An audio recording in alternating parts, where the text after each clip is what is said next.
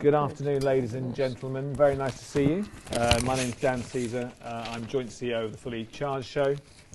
Robert does quite a lot of the work, but I do a little bit behind the scenes occasionally, and sometimes... You mean all of it? All of it. And sometimes some activity in front of the camera as well. I did a last live session I did like this was at our event in Farnborough to 1,000 people talking about what's beyond the boiler. And I was less nervous now than I am in front of about a dozen people, so I'm not sure what that says. Maybe this is too intimate for me. I don't know. I might fold under questioning. So, because we've got a small audience today, what I would say is at the end it would be great if most of you could ask questions. That would be really helpful. Yeah. So I'll give you the advance notice on that. So this session today is Ministers say UK will achieve net zero by 2050. Who will pay, and how risky is it? Which I think is actually quite a good title, and I'm looking forward to discussing that with the panelists here today. Joining us we have Carolyn Aistrop, Creative Director from Greenspark Marketing, Mike Pitts, Deputy Challenge Director, Transforming Construction UKRI. We have Professor Molly Scott Cato, former Green MEP and Professor and Economist. And we also have Dr. Simon Pickering, Ecologist and Environment Advisor for Ecotricity, and co-chair of G1st Business Energy Group. Did I get that right? Correct. G1st, not G1st. That's right, originally. It could be G1st. So welcome very much to the debate. I think what I'd like to do, now we don't have mics, this is really, really easy, is just give you a very brief opportunity to introduce yourselves, if that's not too twee. Perhaps starting with Carolyn.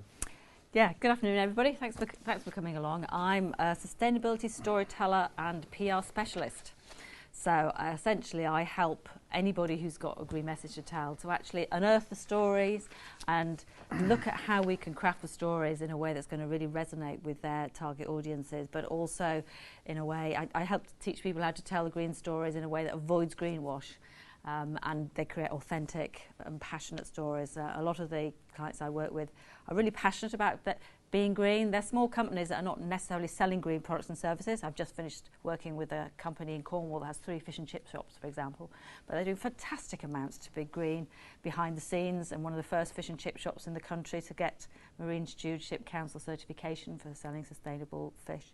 And they went, don't know if we've got that much to talk about. Blimey, they were a bit blown away by the amount of stories we had at the end for them to tell. So that's the type of thing I do. So hiya, Mike Pitts. You just heard from Sam in the keynote, so I'm his deputy. And when he talks about the challenge he inherited, and I wrote the business case for it. So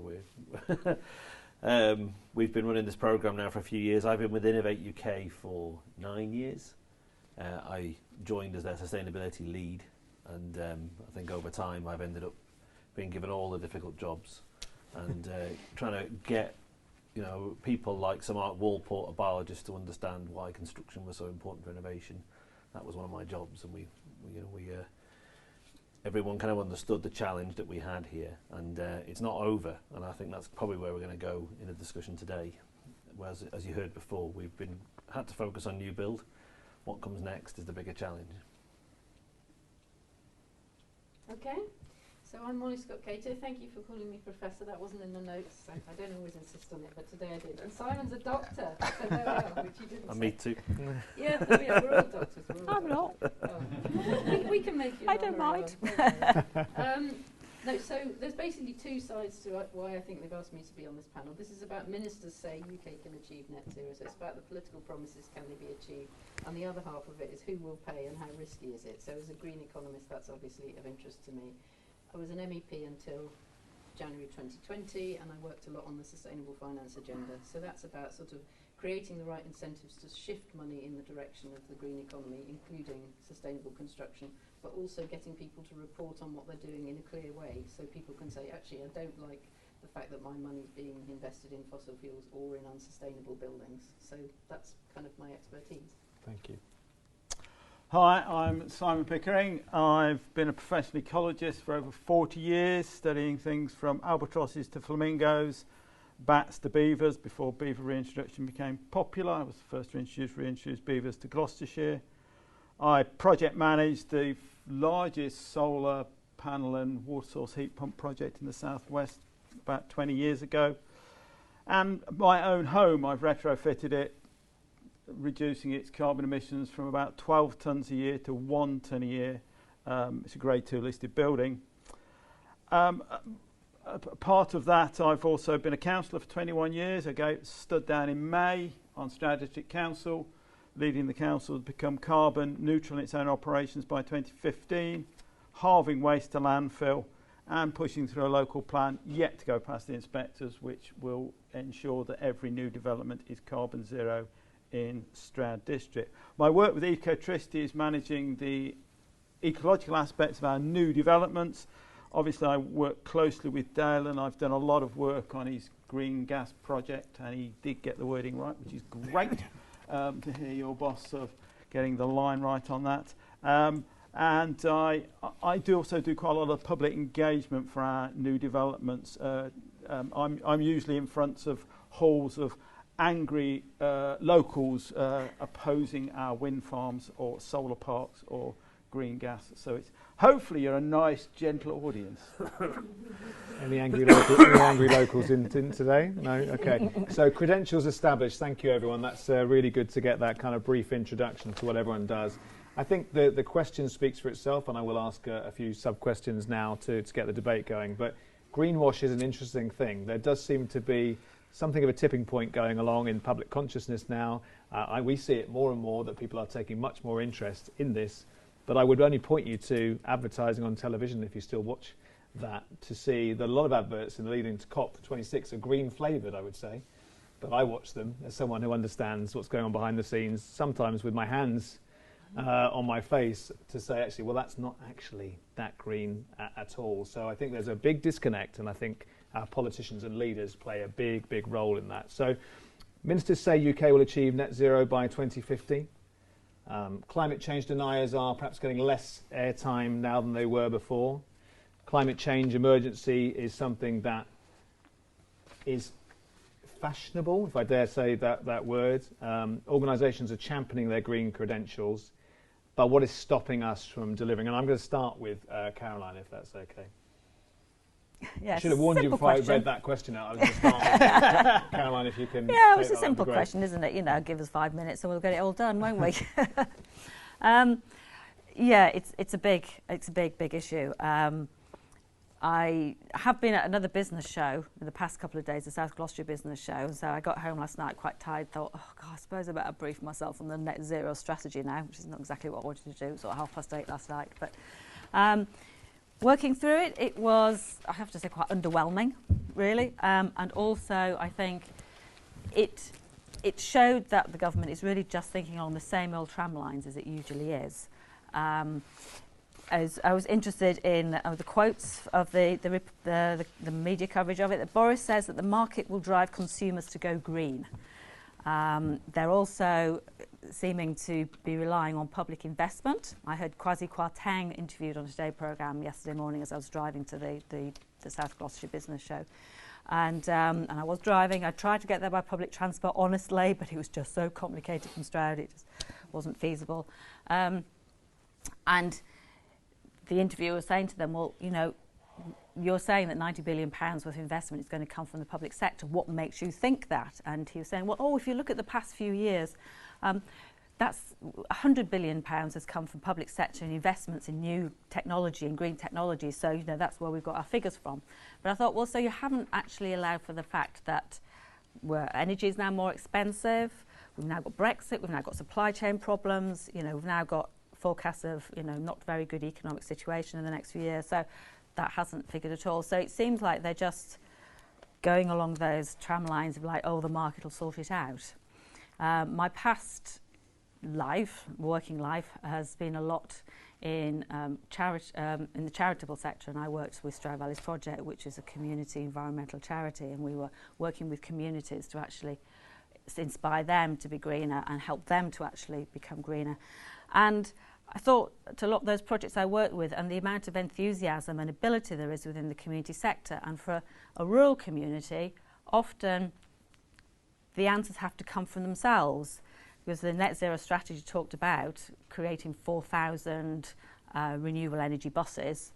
And I thought, well, yeah, but what good is that to somebody who's in a village who still only has one bus a week to their local big town? But there are fantastic examples around the place of communities that have started their own minibus service, providing transport for their local villages and connecting them up with other places. So for me, the strategy just lacked real vision, joined up vision in utilising everybody and everybody's skills at every level. And it struck me that it's written by people who are very much at the top level and have very little experience of how to actually create collaborative co-creation working. And I think that is what really we need to sort of drive us forward to achieve the net zero. Thank you. Mike, what do you think is stopping us delivering? Well, technologically, we can do it. The short answer is the media, I would say. Culturally, we're just not quite there yet. The government, speaking as someone who's always trying to get the kind of business cases through government in the right kind of way, you have a situation where they're doing whatever they can do to not get re-elected. They're not doing positive things to be re-elected. They're avoiding criticism in the media, and the cynic in me says a lot of the negative media around this is driven by some vested interests that don't want to change because they're making money very nicely. Thank you very much. But there's no reason why we can't. And actually, I'm starting to see a real change culturally anyway, across the country, across the world, saying we don't want it to be this way. We want a cleaner, better way of life. But it's also the way we sell a lot of this stuff. I am sick and tired of hearing a lot of this stuff being sold on energy saving and cost savings. The improvement in the quality of your life when you switch towards more sustainable solutions is just huge, and we don't talk enough about that, and it's those kinds of stories we need to get out there. So that's what I'd like to see a bit of difference. Fantastic, thank you. Professor. So I agree with you partly about the media. I mean, as somebody who's been sort of on the right side of this for 20 years, still being patronised by the BBC is extremely irritating. But I don't think they've succeeded, because the public is definitely for radical action on the climate crisis. So my favourite policy is carbon tax. I'll answer more in the questions if you're interested in that. But 94% of people in this country support a carbon tax. It's truly astonishing. Tax, and a tax that will increase your fuel bills. But everybody knows that that's the most important policy. There's also strong support for a frequent flyer levy, for more investment in public transport, for public ownership of energy, so that we can manage that market towards sustainability. So the problem is a political problem, definitely. It's not a problem with what people in the country want. They're sort of wised up. The surveys show people in the red wall seats of the north and in the southwest all equally committed on this, which I think is very impressive. So I've got three political explanations for why we're not getting there. The first one is just a very clear lack of political commitment. So over the net zero strategy, we could clearly see there was a battle going on between the business department and Treasury.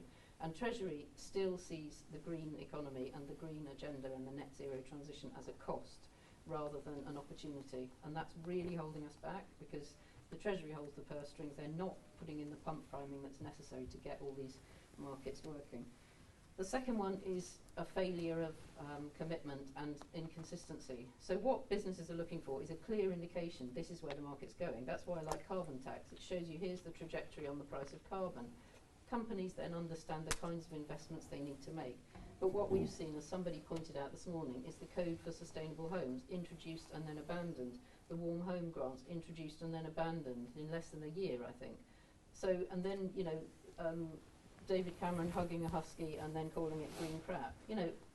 I think it was 2014 he said that. So there's a complete lack of consistency, so there's no clear signal to the market, so people just aren't putting in the considerable sunk costs in order to shift us in the right direction. And the third thing is the fact that, as you pointed out, this is all happening at the top level. What they should be doing is giving massive chunks of money to local government. Who's going to actually do the home retrofits? It's going to be Stroud District Council and other councils at a similar level across the country. But again, Treasury holding the purse strings, not allowing local government to do the investment it knows how to do, and I'm sure you'll tell us would willingly do if they just had the cash. Yep. Okay, what is stopping us? Or stopping the government? Saber-toothed tigers, probably. Human beings are adapted to avoid an immediate threat. Yes, people think ahead, but our initial fear And most politicians fear, having been a politician for 21 years, is not getting elected, and that's only a 4-year horizon. So one of the issues is not thinking ahead. Most of the people in this room won't be alive if we get the decisions wrong. We'll be dead. And that is also makes it, and we are the people in power and of influence. And that's a really telling point to think about, and so will the politicians. And so they're not thinking ahead. It's the lack of joined up thinking, and it's the political advantage. And one of the fascinating things today is that people have always gone back to sort of personal recollection and their first involvement. And we've all given a sort of bit of personal history. So it is down to being personal and personal action. And the interesting thing is that in this country, cutting your carbon emissions, about 65% of the emissions are down to personal action. All of our decisions. And I'll come back to that. I'll fill that out in an answer to another question, hopefully in a minute. But going back to who will pay, will pay. Those that can will pay. And one of the bizarre things in the big debate we've seen since the government published their document this week, there was journalists saying, well, how will the poor people fail for their air source heat pumps? That is not a climate change issue. That is a poverty issue and an inequality issue. Because as we all know, carbon emissions are directly related to wealth and disposable income. And it's those of us, the top 10%, which probably most of us fit into the world, top 10% of income earners, are responsible for 50% of the emissions. And it is those that can afford to pay, will have to pay, and can pay. And one of the most bizarre things in the debate about air source heat pumps I've seen this week is that the lack of discussion, and Carolyn Lucas very neatly expressed it when she said, what's the point in putting an air source heat pump into an old house? It's like pouring tea into a broken teapot. It'll leak. But the point is, and Stroud District Council showed this in 2011, and the commercial company Mitchell & Dickinson showed this. If you've got an old leaky house in the Cotswolds and you've got 20k spare, remember, during the pandemic, £125 billion of private saving has been put away.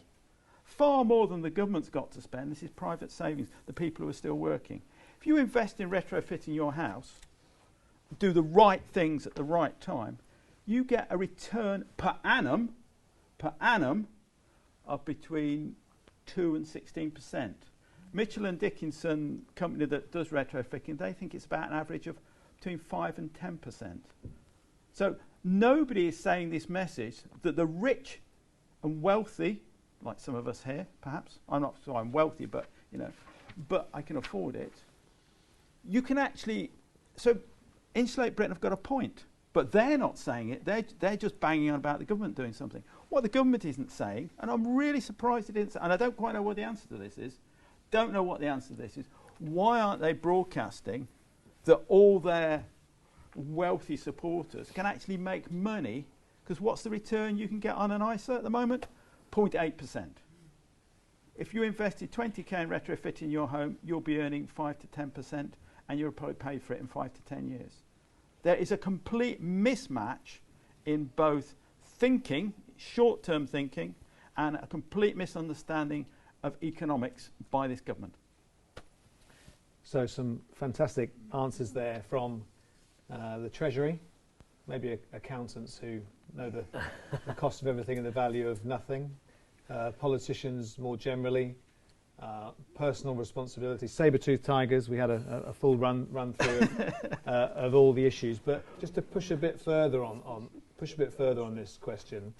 COP26 is what, November the 1st, I believe it starts. The gravy train, or the train, hopefully not the plane, will be heading up to Glasgow shortly. How can we, personal responsibility, looking at our own budgets, investing in things might be something that we can do, but how can we as citizens actually apply further pressure to politicians and the media, who are very closely linked, of course? Does anyone want to take that? I'm happy to come in there, because I think some of this change has come about because of people like Insulate Britain and Extinction Rebellion putting pressure. There's no point, and I think there's quite a few councillors here, there's no point councils declaring a climate emergency and then allowing all sorts of developments to go on that are, I mean, I think we've all agreed today it's criminal that we're building homes, but at some point down the line, you're going to have to expensively retrofit. If you don't come away with a clear message today that for basically the same cost we can build homes at net zero now, so it's a lot cheaper to do it when you build them originally. The retrofit question is a very complicated one. I'll just give you 2 quick thoughts on this though, to building on this, and I'm very wary I'm sat next to an economist, so from a macroeconomic perspective. Because I've been involved in trying to work, so innovation, we're trying. Let me go back to technology cost curves. The Treasury don't understand technology cost curves. The finance market largely do, and they're like, what's the next thing that's going to come very cheap in the long run and we can make a lot of money on, which is kind of where Simon's coming in.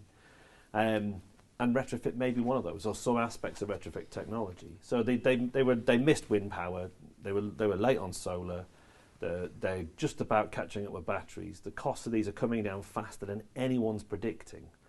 And that's when you do get those big returns, you invest in it, the cost is coming back very quickly. And a lot of the debate is based around the cost of what these technologies are today, not what they will be in the future when we're scaling up on these. So private finance is getting more and more interested, and in particular, people like mortgage lenders are thinking more and more around this.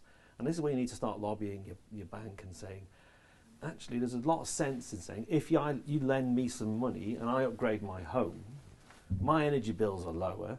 I know I moaned about other things on that before, but the chance of me defaulting on my mortgage goes down, and the value of my home goes up, which is an asset we share. So we all win. So why aren't we seeing more green mortgages? Now, the government are working on some of that. The Department of Business is working with the Green Finance Institute to push this kind of thing forward. We're working with them. The reason it's not quite happening yet is the technology prices aren't quite there. When they are, and those returns do start to beat long-term investments, that's where our pension funds should be going, and that's what we should be shouting about. Having said that, large-scale energy efficiency is a strange one. I'm not sure you quite get the payback when you're doing an energy efficiency retrofit. But the argument is, on a macroeconomic scale, it's a lot cheaper to pay as a society to have everyone's homes retrofitted than it is to build new nuclear power stations. Because you're removing demand. So it's that macroeconomic price of saying, let's just swallow it up and say, rather than building some new power stations, we're going to reduce some of the demand. And that'll make the decarbonisation challenge much easier. But no government seems to be prepared to do that. From an economist standpoint, does that make sense? I'm not going to do the economist. I'm going to do the politics, if you'll forgive me, because I think your question was, how do we put more pressure on politicians? And my answer would be, we've got the wrong politicians. We need more people in this room to be in Parliament. I mean, obviously, I'm thinking about myself as well as you. But, it's no secret that I stood for Parliament. Now, I didn't get enough votes in this constituency, but across the country, we're now polling on 10%. But we don't have 10% of Greens in Parliament. If we had more people who believed in these policies inside Parliament, we wouldn't have people sitting on the road outside Parliament. And we'd also have pressure on the other politicians there. I mean, okay, I will mention Carolyn Lucas, but just this once. But, and also the 2 Green peers we've got, they just have to cover so much turf all the time. Nobody in the debate about the Warm Homes Bill mentioned energy efficiency, except Carolyn. It's absurd. It's obscene. But of course, you can't make money out of selling people home retrofit like you can out of building new homes. Not yet. It's about, and I'm sure other parties are available. I'm just saying that Greens should have their fair share of power, and we don't. And you shouldn't be having to pressure people to do things that you want, and they're trying to do something else. As I pointed out, most of the policies that we need are supported by most people in this country, but they're not supported by people inside Parliament. So that's a broken democracy, and that's, to me, that's what we need to be fixing, not putting pressure on the wrong politicians, but making sure we have the right politicians. I'm pretty sure compares are supposed to be balanced, but I was nodding most of the way through all those answers, so I apologise. Maybe you could edit that out of the camera. But does anyone else have any thoughts on that, what we can do to... COP26 is an opportunity, isn't it? A once-in-a-generation opportunity in the British Isles. Is there anything more we can do in the next week or so? to apply I don't know. pressure? I'm going to assume, because I'm not of political or economic background as these people are, I'm sort of from conservation and the communication sort of people side of things. And I think from that point of view, a lot of people that I talk to, my friends that I deal with, we just don't know how.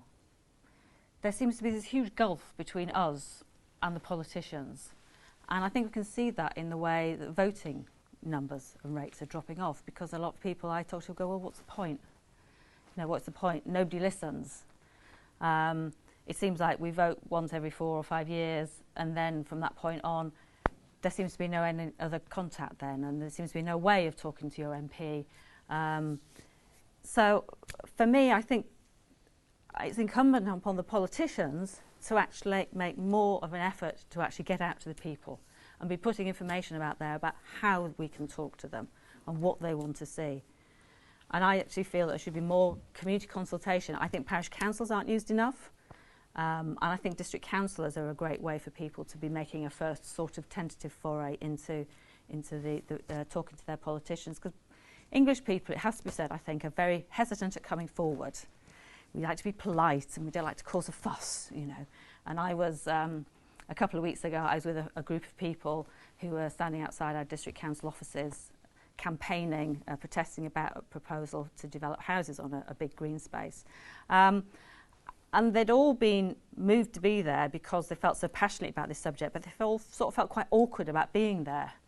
But they were there because they felt they wanted their voices heard, and this was the only way that they could do it. So I just think there are more, and other countries have more constructive ways of bringing people in the community into discussions. You know, I've heard of about an organisation called the Neighbourhood Planning Foundation, and they actually work with the community and they get people involved in building a big model about their community, and then people can come in and they can just talk to people about their community, about what's wrong with it, what they want there for their community, what their vision. It's about creating a joint vision. And at the moment, I think we've gone from sustainability sort of not being flavour of the month and not really being taken seriously to suddenly being taken really seriously. And I think there's a risk of losing people along the way because we're actually not creating a shared vision within a community. And creating a shared vision is the way that actually people will give their support and then make their change. There's been an all-party parliamentary group looking at local authority pension funds, but they've come out and said that there must be a just transition to net zero, or there will be resistance from society to climate action. And Lord Debden, who's chair of the Climate Change Committee, said society won't accept it unless there's a just transition, and I think that needs to be tackled. We need to be showing people how this can be just, and we need to be involving them and saying, well, what is a just transition in your eyes, and creating a shared vision. So let's move on to timelines then. We're talking about doing things. I think you said we might not be around for some of the output here. I think the phrase is planting trees in whose shade we will never sit, and I think that's our generational responsibility. So when we talk about 2050, isn't that too long term, and does it give permission to people to be vague and deliver slowly? Would you like to start us off? Yes, it is too long, and it is too vague. Yes. What isn't being explained is that even government policy requires an 70 to 85%, depending on which paragraph you read in the Lakers document, by 2030. And that is the most difficult change in the cut. It's actually it is a massive change. Basically, everybody has got to cut their carbon emissions by between 9 and 14% each year from now to 2030. That's the sort of figure we're talking about. The government is not really talking about that brutal issue. And so, yes, it is too far away, and nobody's, XR have got the right line. Nobody's telling the truth. Just picking up on the green mortgages thing, I do know that both Nationwide and NatWest do offer a green mortgage, top-up mortgage. It's not really well publicised, but both of them do. And I also know that Aviva, which is one of the big pension companies, have invested incredibly heavily in wind farms just recently, refinancing lots of wind farms all across the country because they're a guaranteed income and they're much more reliable than many of the money markets. So if you've got an Aviva pension, I suspect a significant proportion of that, whether you want it or not, whether you're an anti-wind farm person or a pro-wind farm, is probably invested in a wind farm somewhere in Europe. I think that's important. And going back to your previous point, what can be done before COP? I don't think a lot can be done before COP, to be quite honest. If the agreements aren't in place for COP now, it's very likely, unless some last-minute deals are pulled through, I don't think there's a huge amount that can be done unless XR completely closed down London. Or Glasgow. No, close down London. Close down London is the thing to close down, because that will actually completely panic all the politicians. Glasgow's fine in my view, but that, I would say close down if you're going to take direct action. I personally like a good demo, and I'm not the sort of person who would hold back on that. But at the same time, I am a realist of getting things done. So, Molly, if 2050 is too long, I think most of us are going to agree on that. What would be a more reasonable timeline? Well, we say as the Green Party net zero by 2030. I mean, we said that in the 2019 election. I honestly think that's not achievable now. We've got a very nerdy kind of committee of people who are working out what exactly is possible now. But 2050 is just miles too late. Just quickly on Aviva, when I was an MEP, I worked with Paddy Arbour, who's the sustainability chief guy at Aviva, and it wasn't what I expected to be working with pension companies and insurance companies, but they're absolutely leading the way on sustainable investment, because their investment values are being destroyed by climate change already, their properties and so on, and because they have to pay pensions to people in 30 years' time. So they are the people that need to invest for the long term, and that was, it was very interesting to me. So, I mean, I agree with the thrust of your question, which is politicians are making promises they will never be held to, because they'll be retired or dead before they come to fruition, and that is totally outrageous. And that's why Greta's right when she says, you know, this is just blah, blah, blah. You know, how old is she now? 17, 18? She knows that these are people who, when she's suffering the consequences of their inaction, will be long gone, and I see why her and other young people like her are infuriated by that. So what really matters is what we do today. Obviously 30 years ago would have been good. We haven't got that opportunity. But what we do this year, next year, is what really matters, and we have to have achievable CO2 reductions every year. So that's what we said in 2019.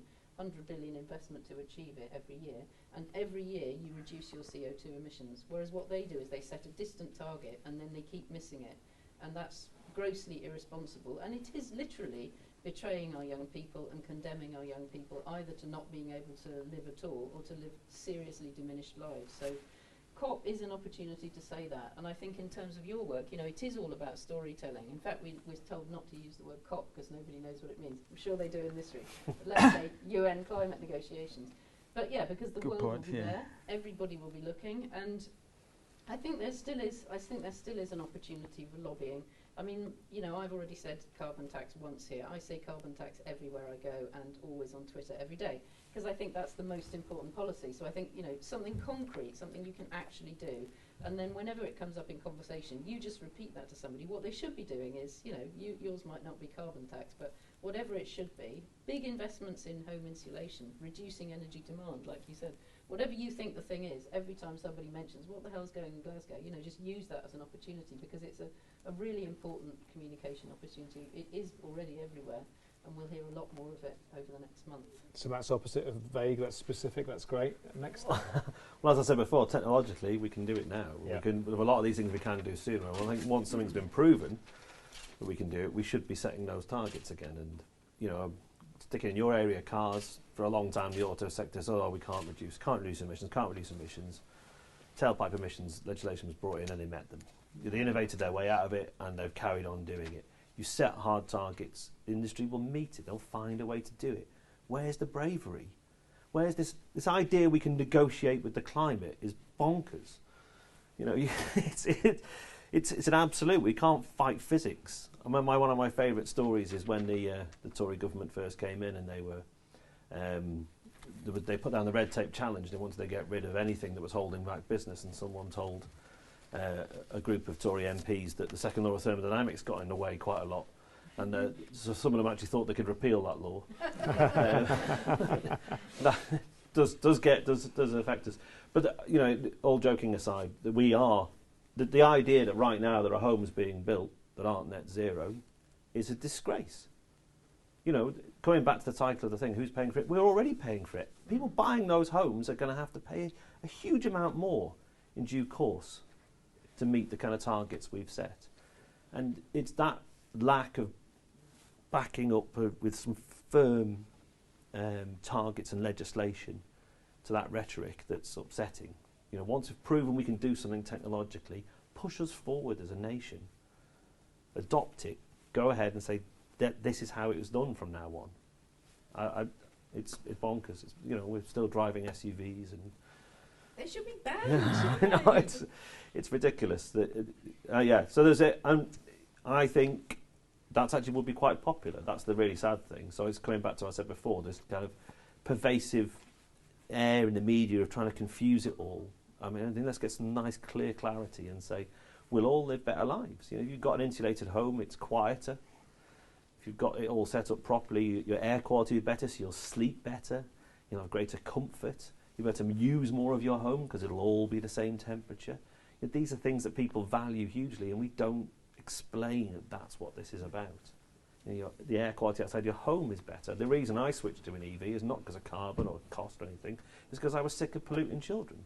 I don't want killing children every time I drove. We should hang our heads in shame with some of this.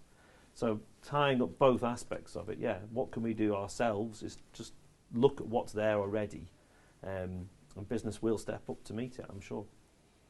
So Carolyn, any quick final thoughts before we move to the last question? Yeah, I mean, I essentially agree with what's been said by the rest of my fellow panellists. I pick up on what you're saying about what we tell people. And for me, as a storyteller and communication person, this is a real key thing. And I think it's one that the sustainability sector needs to get to grip of, because for most of the past decades, the sector's been talking about save the planet, which is fine, because it needs to be saved, obviously. But in the past 10, 15 years, there's been the growth of a new branch of psychology called environmental psychology, and it's looking at how people respond to environmental messages and how you need to frame those messages in order to press our action buttons. And there's been lots of research work doing that, and a lot of the big companies actually have been doing market research as well, because obviously they want to keep abreast of consumer thinking, but you know, what they've been finding, and they've made the results public, so it's been very useful for the rest of us. And what seems to be coming out is that we respond to messages in different ways. And the message of save the planet only resonates with a certain small percent of the population. And we all, the model I particularly use has 4 different personality groups. So you have the advocates who are really passionate about being green. You have your aspirationals who want to be greener but don't quite know how. But for them, what's the most important thing is their peer group and their tribe. What are their peers doing? Are they being greener? And then if they themselves are being greener, they want to be seen by their peers to be greener. They want to be part of that group movement. But their favourite pastimes are shopping, fashion, they're the style followers. You know, they're people who, dare I say it to the advocates, might seem somewhat shallow and not sincere.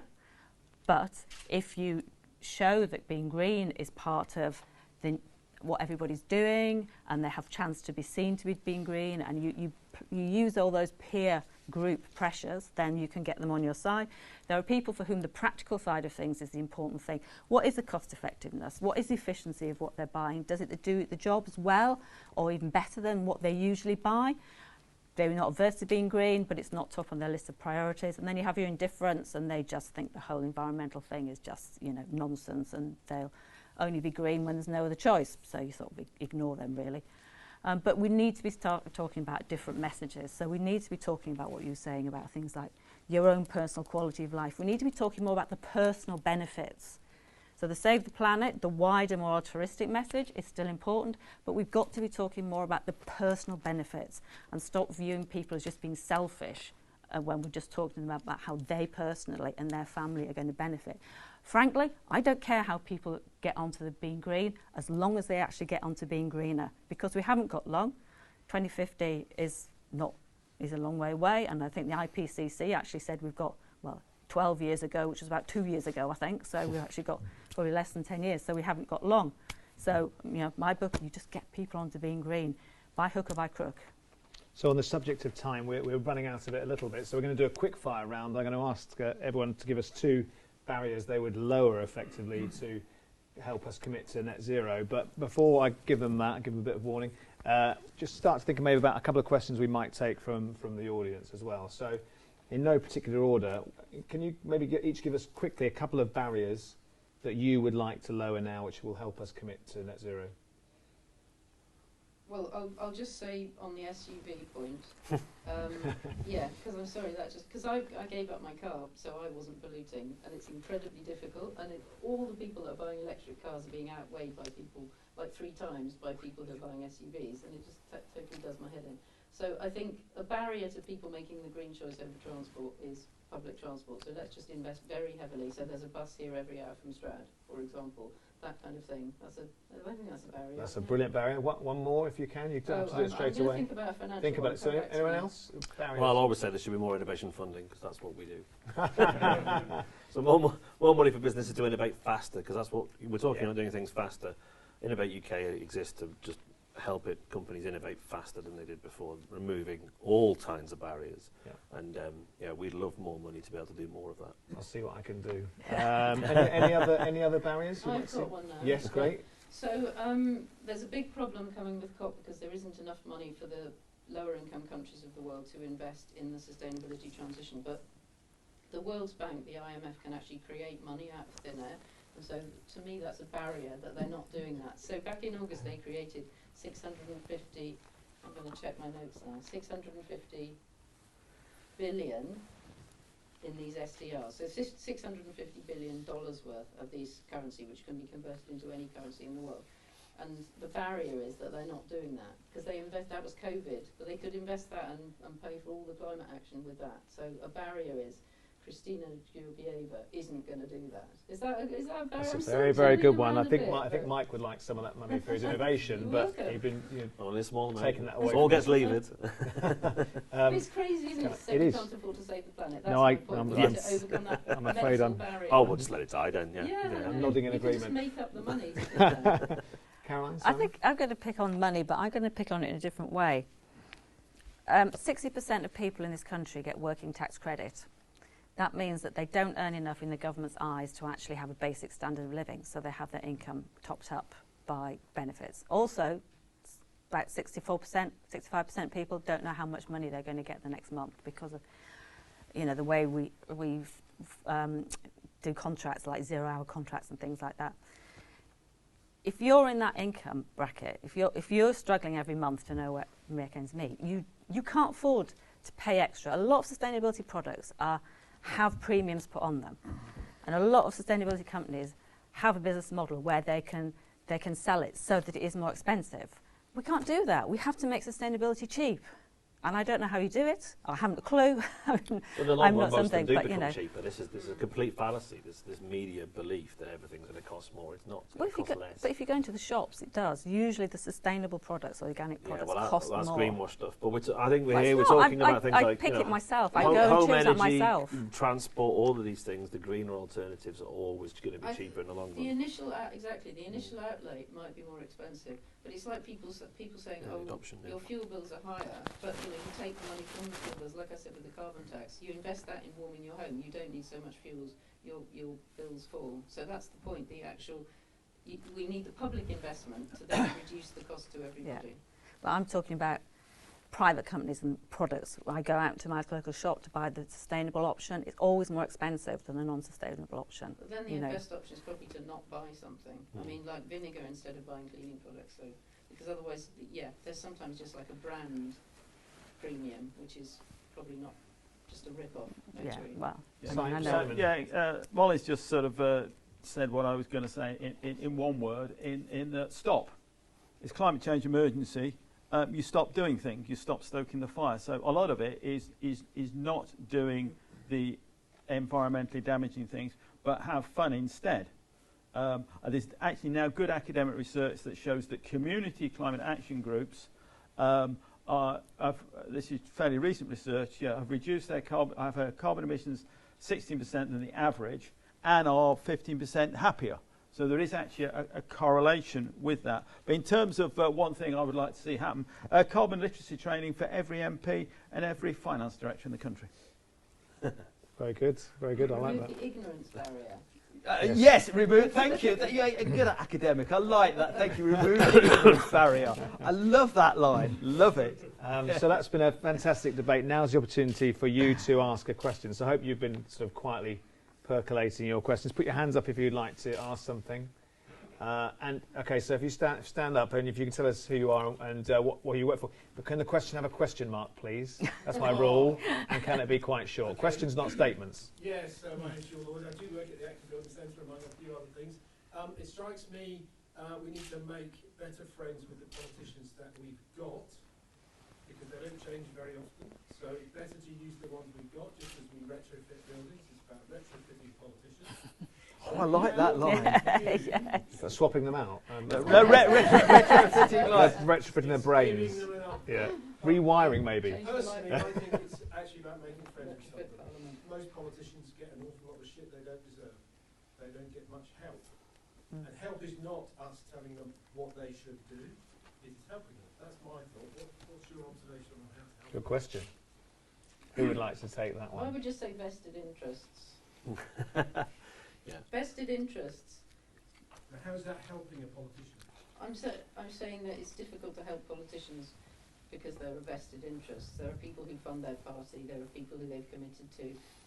So it's difficult for politicians to act in your best interest because they're already committed on all sorts of other fronts. That's not talking shit about politicians. That's just describing how the two main parties operate. I know work with lots of politicians. Most of them don't have enough friends from people like us. How would you make friends with them? I have lots of politicians who are my friends, but my observation is they don't necessarily make up their minds because of like reasoning things out. They're very often tied to a lot of and I've had experience of this myself, because when I became an MEP, people said to me, oh, it'll be really difficult because people lobby you and you'll have to do this and you'll have to do that. And they sent somebody from the city to come and lobby me. Gary, he was called, and he had a ponytail. I always thought they'd made him specially for me. He sent to the Green politicians. I did good shows at him. You know, it wasn't difficult at all. I just said, no, I'm not going to do that, Gary. And he said, I think in the end you'll find that you do what's best for your country. And I said, I think in the end you'll find I won't, Gary. And I didn't have to. So all I'm saying is politicians are under lots of pressure. Having friends is good, and I'm friendly to politicians of all stripes, but there's a lot of other pressures on them as well. So let's say of the ones that have got vested interests, maybe those are the ones who wear race car jackets with the sponsors' logos on, maybe. But the ones that haven't, because obviously there will be politicians out there who don't have that. How do we influence them and get closer to them? Well, it's understanding their language and what their priorities are, and putting it in those. Same as, say, talking through to consumers and saying, actually, these are all the other ways. What's going to happen is makes it better for you. We've got some great examples that government have funded. Government have helped. Government's not all bad. It just gets very muddied, largely by vested interests. So it's how can we understand what it is they're trying to achieve and give them the ammunition to use the things that we're trying to do to achieve that. And I think it's amazing. They're quite happy to ignore the polling that suggests this would be brutally popular. Yeah.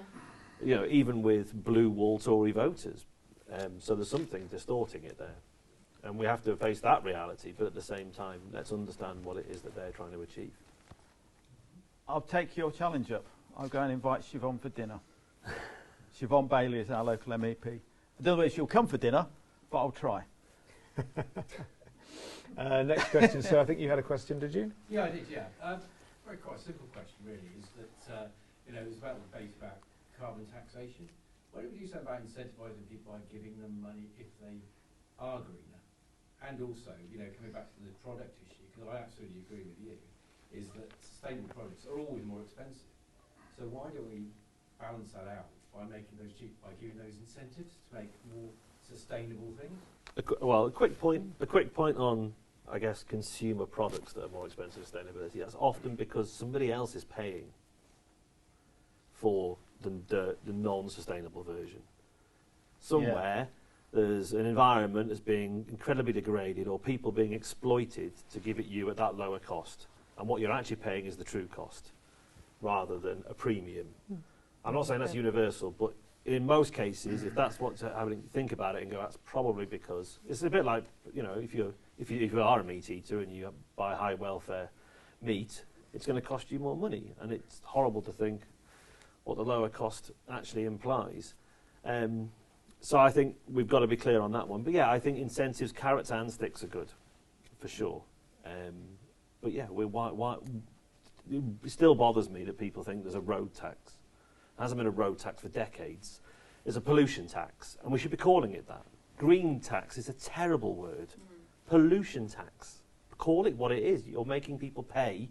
If you want to behave in that way, you have to pay a premium for being dirty and the true cost that it is having to the environment, and then use that money to retrofit homes.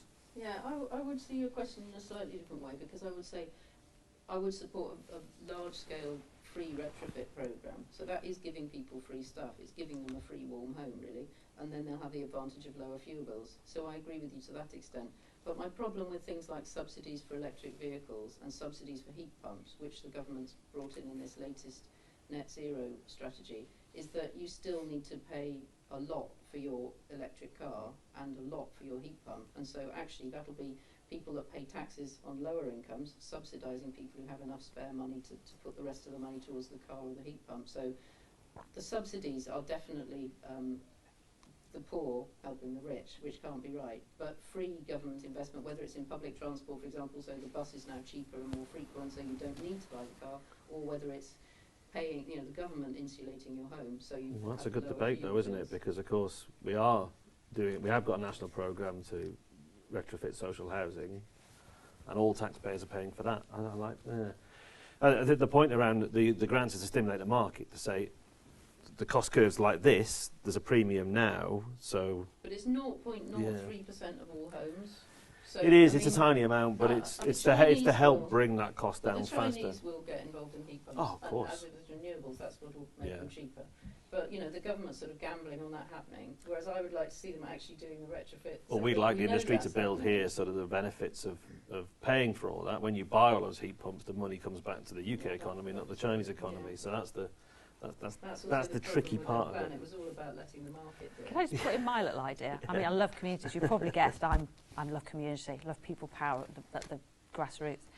And I just wonder, I mean, I see it around our town in Stroud, and so we've got lots of shops that sell greener products and more sustainable. I think, why don't you all come together and create some sort of deal, like little loyalty cards, wherever you buy from a sustainable product from a green shop, you get a stamp, and then you got 10 stamps and you get a free green something or other. I would love to see it at a local level within, and that could help encourage people to come into the local towns and support their local independent shops more. I think it would be something like that. Yeah. People have got it and they can sort of see what they're actually achieving. Yeah. So I think we've got time for one more question. Is anyone? Oh, very good. I've got a very practical question. So you mentioned about you'd retrofitted your listed home. Is there any way you can share that knowledge? It's obviously too detailed a question to go through now, but is there any way you can share that information so... We've got green doors, haven't we? I can share that information, yes. I don't know, it's probably on the 7Y Energy website, but I've got a briefing sheet that explains exactly what I did. So I got it perhaps to give the 7Y. I don't know if it's still on there, but if you give me an email or whoever, I can share it with anybody. I'm more than happy to. Do you remember that thing that was called Green Doors, where you could go around and visit anybody's home? We need to restart that in the spring. We do. It was like the open studio, but you could just go and see what people had done. People who'd retrofitted their homes would just open them up, and you could go and visit, and they'd talk to you about it. So you could see a whole range of homes. Yeah. And do that again in the spring. I think this is an interesting issue that you raise, though, because I think one of the barriers, going back to your earlier question, barriers is information. And I know, people say, oh, but you'll probably say, there's loads of information, loads of websites. But when I talk to ordinary people, my neighbours in the street, and they want to be greener, they don't know where to get the information, where to start. There needs to be some way of pulling all this together. I don't know whether, you mentioned the climate action groups. And to experience it. You go into a sustainable home and you can feel how much nicer it is. It's a bit like when you get into an EV. Why would you never go back? Exactly. But maybe it's something, maybe it's So something like the climate action. experiential thing to say. Yeah. You've got to get I'm telling you there's all these other benefits, but you can actually feel them as a human. Yeah, but you've got to get people to that stage. Maybe it's something like the climate action groups that you're talking about. Actually concentrate on their community and actually be a source of information for their local community. The Stroud website has all the climate action groups, and that is a very good point, that they're already doing that, aren't they, in communities right across Stroud district. I don't know if there's one in Berkeley, but... There is. There's the 16 or 17 local climate action network groups across Stroud District. The most active one at the moment is the Chalford one. I follow them all on social media. Fullerton is very active, but it's all on a map, so you can have a look. Yeah. Is it on Transition Stroud website? No, you have to. Where do you find the map? Oh, there is a map. There is a map. It's a bit nerdy, Yeah. but there is a map. So I think we've reached the end of our time. We've reached the end of our time. It would be utterly remiss of me not to mention that the Fully Charged Show has 650 free videos on YouTube, all about clean energy and yes, electric vehicles, but electric vehicles of all shapes and sizes. And we're obsessed with home energy and wind power and solar panels. So there's a lot of free resource there. So I'm Dan Caesar. Thank you very much. Just like to thank sincerely Caroline Aistrop. Dr. Mike Pitts, to give him his full title, Professor Molly Scott Cato, and Dr. Simon Pickering. Thank you very much. Thank you.